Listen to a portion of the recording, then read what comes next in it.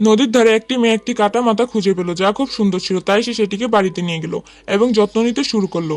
এমার যত্নে টমির শরীর ধীরে ধীরে বড় হতে লাগলো। তার হাত পাও গজাতে শুরু করলো। টমি তখন খুব ছোট ছিল। তাকে গোসল করানোর জন্য শুধু রান্নাঘরের সিঙ্কে যথেষ্ট ছিল। মেয়েটির মনে হলো যেন সে তার মৃত বন্ধুকে আবার দেখছে। কখনো কখনো সে টমিকে রোদ দেখানোর জন্য গাড়িতে করে নিয়ে যেত। কিন্তু একদিন এক বুড়ি মহিলা তাদের দেখে ফেললো। টমিকে দেখা মাত্রই সে ভয়ে চিৎকার করতে লাগলো। ধরা পড়ে যাওয়ার ভয়ে মা তাড়াতাড়ি টমিকে নিয়ে পালিয়ে গেল। বারবার জায়গা বদলাতে বদলাতে তাদের টাকা শেষ হয়ে যেতে লাগলো।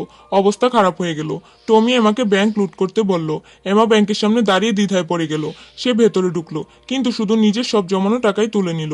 সন্ধ্যায় সে সব টাকা ভালো খাবারের পেছনে খরচ করে ফেললো।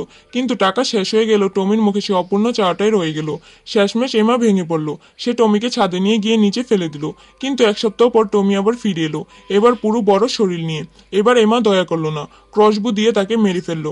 লাশ লুকানোর জন্য সে টমিকে বরফের টুকরোতে পরিণত করলো। এমার মনে হলো সব শেষ। ঠিক তখনই এক প্রতিবেশী তাকে দেখে ফেললো, আর টমি আবার জীবিত হয়ে উঠলো। টমি প্রতিবেশীকে বসে এনে কুড়াল দিয়ে বরফ ভাঙতে শুরু করলো। জোরে আওয়াজে এমা সব বুঝতে পারলো, কিন্তু ততক্ষণে দেরি হয়ে গেছে। টমি পুরোপুরি মুক্ত হয়ে গেছে। এমা ভয়ে পিছিয়ে গেল। টমি মাটি থেকে একটি কাঁটা তুলে নিয়ে এমার উপর হামলা করলো। ধস্তাধস্তিতে টমির কান কেটে গেল। রাগে টমি আবার প্রতিবেশীকে নিয়ন্ত্রণে নিল। এমা পালাতে পারলো না, আর প্রতিবেশী তাকে কোল্ড স্টোরেজে বন্ধ করে দিল। এরপর এমা কি করবে জানতে হলে ভিডিওতে লাইক করে চ্যানেলটি সাবস্ক্রাইব করুন।